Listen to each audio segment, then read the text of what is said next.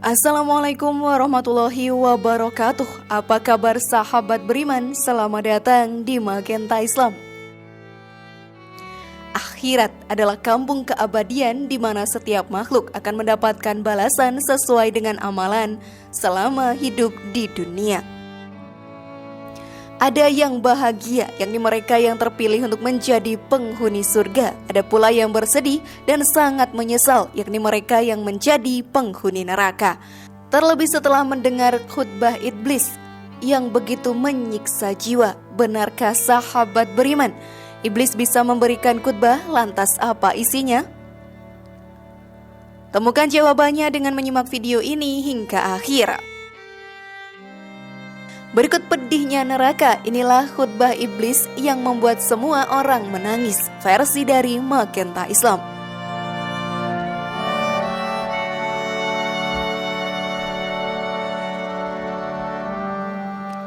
Sahabat beriman, siapa bilang iblis tidak bisa memberikan pencerahan? Lalu siapa bilang iblis tidak bisa membuat orang lain ikut menangis? Dan percayakah kalian bahwa iblis pun bisa berkhutbah? Dan khutbahnya sangat menyentuh jiwa. Maka mari kita lihat apa pernyataan ini benar ataukah tidak.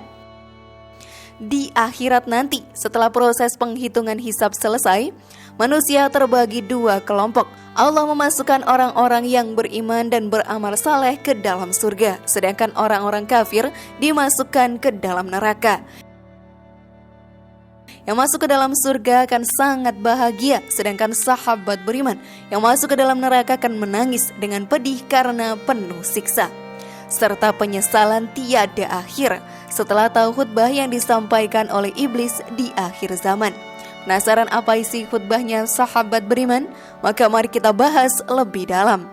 Namun sebelum lanjut, klik dulu tombol loncengnya supaya kita tetap bertebar syiar melalui channel ini. Mari berbagi pengetahuan dan ilmu yang bermanfaat. Amin ya robbal alamin.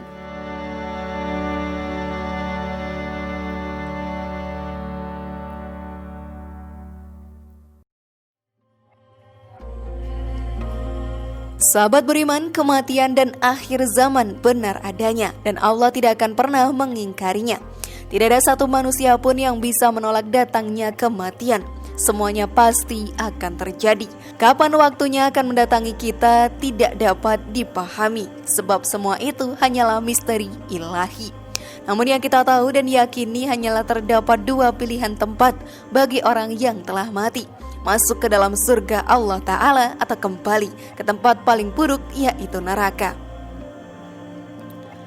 Kelak di hari perhitungan amal, iblis akan naik ke mimbar dan membacakan pidatonya. Ketahuilah, khutbah ini adalah khutbah yang paling menyentuh jiwa, yaitu tatkala didatangkan neraka jahanam kepada iblis dan para pengikutnya.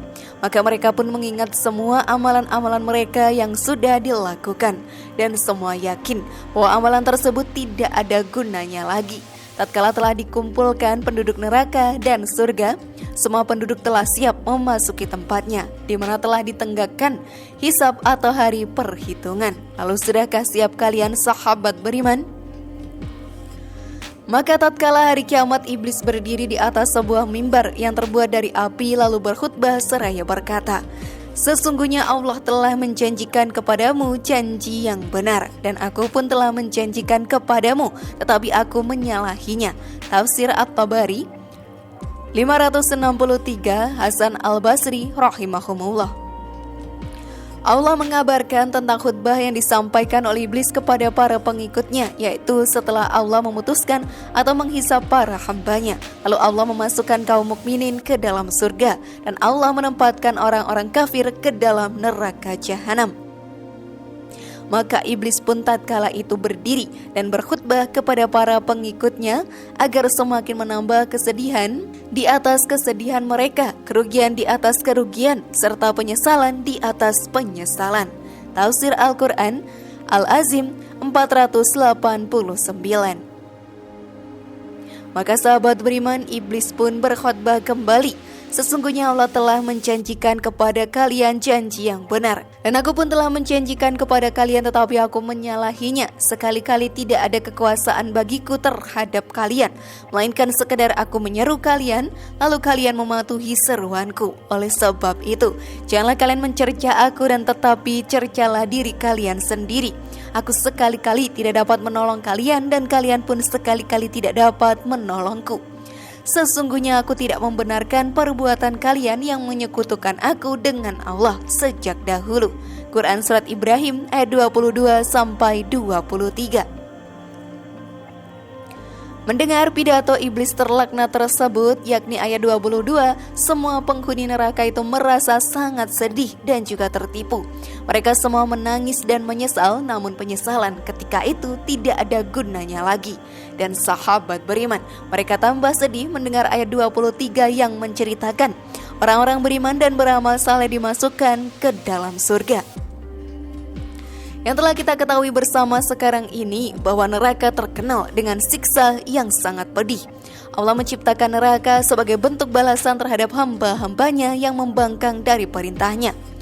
Neraka digambarkan sebagai tempat yang begitu mengerikan. Di dalamnya terdapat api, dan siksaan Allah yang sedemikian dahsyatnya akan menjadi tempat bagi orang-orang yang berdosa.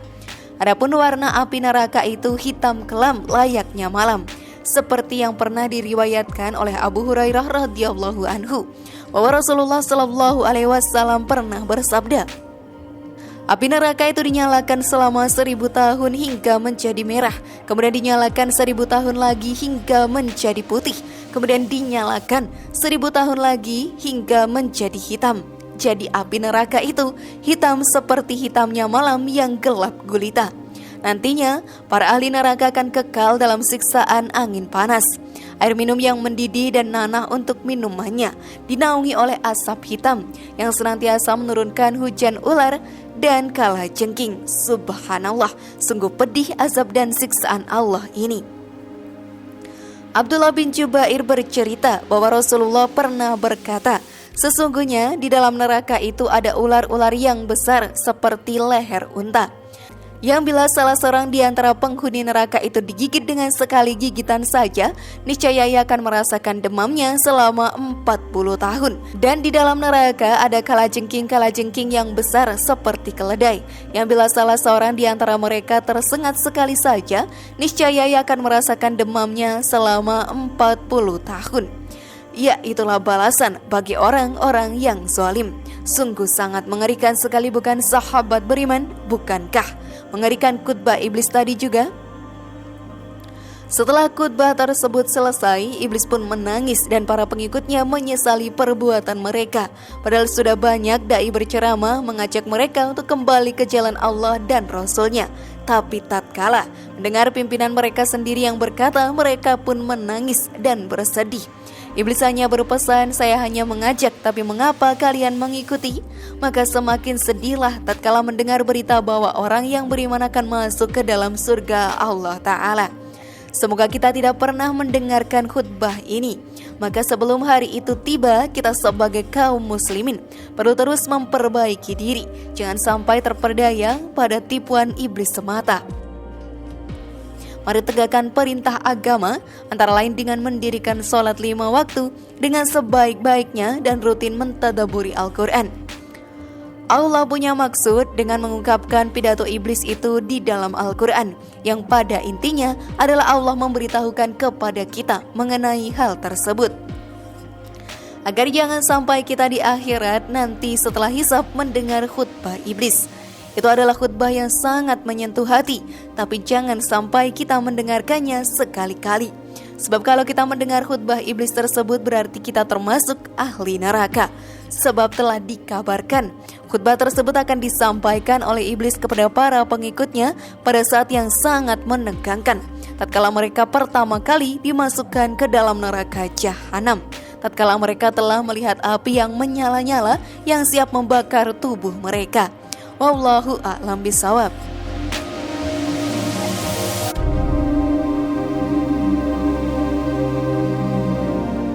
Bagaimana sahabat beriman, bukankah khutbah itu begitu mengerikan?